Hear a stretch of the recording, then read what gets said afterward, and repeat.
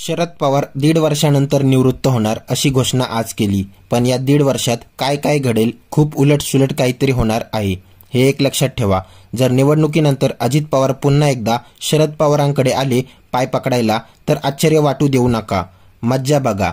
समजा शरद पवारांच्या 50-60 जागा आल्या आणि अजितदादांच्या 15-20 जागा आल्या, तर राष्ट्रवादीच्या मिळून 70 जागा होतील. लक्षात ठेवा, तुम्ही शरद पवारांचे समर्थक असा किंवा त्यांचे विरोधक असा, तुम्हाला पवारांचं राजकारण आवडो किंवा न आवडो, परंतु शरद पवारांची दखल घेतल्याशिवाय आणि दुसऱ्या बाजूला बाळासाहेब ठाकरेंची दखल घेतल्याशिवाय महाराष्ट्राचं राजकारण पूर्ण होत नाही. शरद पवार हे महाराष्ट्रातले ज्येष्ठ राजकारणी आहेत. आज त्यांच्या उंचीचा नेता महाराष्ट्राच्या राजकारणात नाही. मतभेद असले तरी हे मान्यच केलं पाहिजे.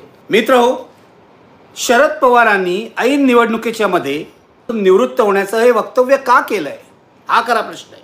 शरद पवारांच्या मनात काय आहे हे त्यांची पत्नी प्रतिभा पवार यांना सुद्धा कळत नाही, असं गमतीने राजकारणात म्हटलं जातं. पण ते आज बारामतीकरांना असं सांगतायत, मला आता हे सगळं नव्या पिढीकडे सोपवायचं आहे. मी अजित पवारांकडे सोपवलेलं होतं, त्यांनीही काही काळ केलं, पण आता आणखी एक नवी पिढी आलेली आहे. युगेंद्र पवारला निवडून द्या. शरद पवार बारामतीकरांना इतिहासाची आठवण देत आहेत आणि म्हणतायत, मी आता निवृत्तीचा विचार करतोय. कदाचित ही मी लढवलेली, म्हणजे युगेंद्र पवारच्या वतीने लढवलेली शेवटची निवडणूक असेल, तेव्हा कृपया हे लक्षात ठेवा. म्हणजे युगेंद्र पवारच्या पाठीशी उभे राहा, हे लक्षात ठेवा. ही माझी कदाचित शेवटची निवडणूक आहे. यानंतर मी निवडणुकीच्या भानगडीत पडणार नाही. बारामतीची निवडणूक शरद पवार यावेळेला ज्या पद्धतीने लढत आहेत ते पाहिलं तर शरद पवारांनी युगेंद्र पवारांना निवडून आणणं आणि अजित पवारांचा पराभव करणं फारच मनावर घेतलेलं आहे. अजित पवारांचा पराभव होईल का? कठीण आहे, पण अशक्य नाही आहे. याचं कारण अजित पवार 1.5 लाखाच्या मताने यापूर्वी निवडून घेत होते, तेव्हा त्यांना शरद पवारांचा पाठिंबा होता. शरद पवारांच्या पक्षाकडूनच ते निवडून येत होते. शरद पवारांच्या पुतण्याला आपण मत देतो आहोत हे बारामतीकरांच्या मनात साफ होतं. युगेंद्र पवारांचा पराभव झाला तर शरद पवारांचं फार काही नुकसान होणार नाही, पण अजित पवारांचा पराभव झाला तर अजित पवारांची उरली सुरली जी प्रतिष्ठा आहे ती उद्ध्वस्त होणार आहे महाराष्ट्राच्या राजकारणात, हे लक्षात घ्या. बारामतीत जर अजित पवारांचा पराभव झाला तर फारच असं होईल त्यांचं. भाजपवाले कुत्सितपणे अनेकदा शरद पवारांना 2.5 जिल्ह्यांचा नेता असं म्हणतात, पण त्यात काही दम नाही आहे. महाराष्ट्राच्या राजकारणावर एवढा प्रभाव टाकलेला दुसरा नेता नाही. तुम्ही त्यांचे समर्थक असा, तुम्ही त्यांचे विरोधक असा, तुम्ही त्यांच्यावर टीका करा, तुम्हाला त्यांचं राजकारण आवडो न आवडो, परंतु त्यांची दखल घेतल्याशिवाय आणि दुसऱ्या बाजूला बाळासाहेब ठाकरेंची दखल घेतल्याशिवाय महाराष्ट्राचं राजकारण पुढे जाऊ शकत नाही. या निवडणुकीत माझा असा अंदाज आहे, त्यांना 45 ते 50 कमीत कमी एवढ्या जागा मिळाल्या पाहिजेत असं मला वाटतं. मिळतील असं मला वाटतं. जे काय वातावरण पश्चिम महाराष्ट्रात आहे, पश्चिम महाराष्ट्रात महायुतीच्या सरकारविरुद्ध सर्वाधिक राग आहे. 55% मतदारांना असं वाटतंय की महायुतीचं सरकार बदललं पाहिजे. पश्चिम महाराष्ट्रात शरद पवार नंबर 1 राहतील, नंबर 2 काँग्रेस राहील आणि मग महायुती राहील, हे लक्षात घ्या. महाविकास आघाडीच्या विजयामध्ये पश्चिम महाराष्ट्राचा वाटा मोठा असणार आहे. विदर्भानंतर पश्चिम महाराष्ट्र आणि मराठवाड्याचा वाटा असणार आहे, हे लक्षात घ्या. या दोन्ही प्रांतामध्ये शरद पवारांचा प्रभाव मोठा आहे. महाविकास आघाडीची जी इमेज तयार झालेली, जी प्रतिमा तयार झाली आहे, त्यामध्ये शरद पवार आणि उद्धव ठाकरे यांचा समसमान वाटा आहे. उद्धव ठाकरे यांचा आक्रमक प्रचार, शरद पवारांची अत्यंत चलाख अशी रणनीती, या दोघांचाही याच्यामध्ये वाटा आहे. आणि मी तुम्हाला सांगतो, निवडणुकीनंतर अजित पवार पुन्हा जर शरद पवारांकडे आले पाय पकडायला, तर मला अजिबात आश्चर्य वाटणार नाही.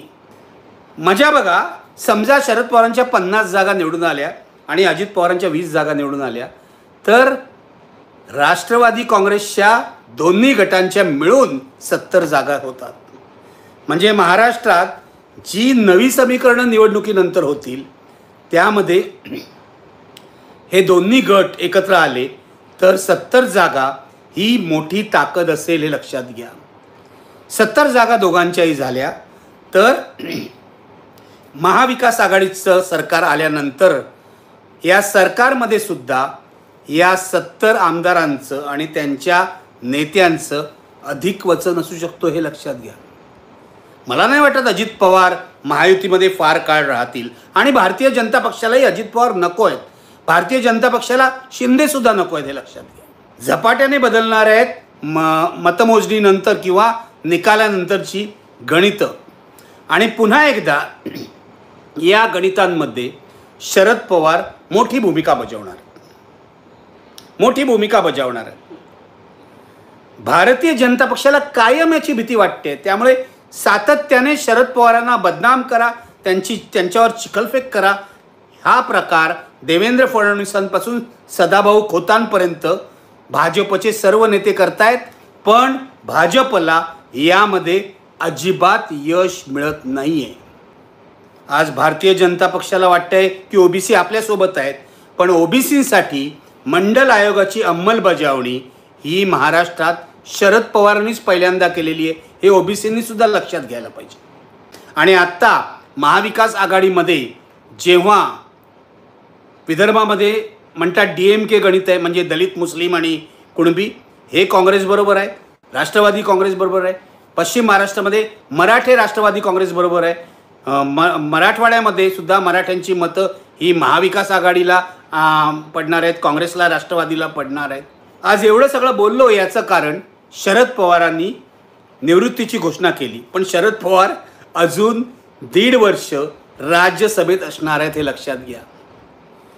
1.5 वर्षामध्ये काय काय घडेल आणि काय काय बदल होतील महाराष्ट्राच्या राजकारणात याची कल्पना मला करवत नाही, कारण खूप मोठे बदल होणार आहेत, खूप उलटसुलट काय काय होणार आहेत. पण या 1.5 वर्षाच्या काळात शरद पवारांची किंग मेकरची भूमिका कायम राहणार आहे. मी शेवटी एवढंच म्हणतो की महाराष्ट्राच्या राजकारणातला 1960 पासून जर आपण आजपर्यंत विश्लेषण केलं तर इतका प्रभावी नेता दुसरा कोणताही नाही. शरद पवार आपल्या गुरुच्या म्हणजे यशवंतराव चव्हाणांच्या पुढे 2 पावलं गेलेले आहेत, आणि पुन्हा एकदा महाविकास आघाडीला सत्तेमध्ये आणून बसवण्यात त्यांना यश येईल असा माझा अंदाज आहे.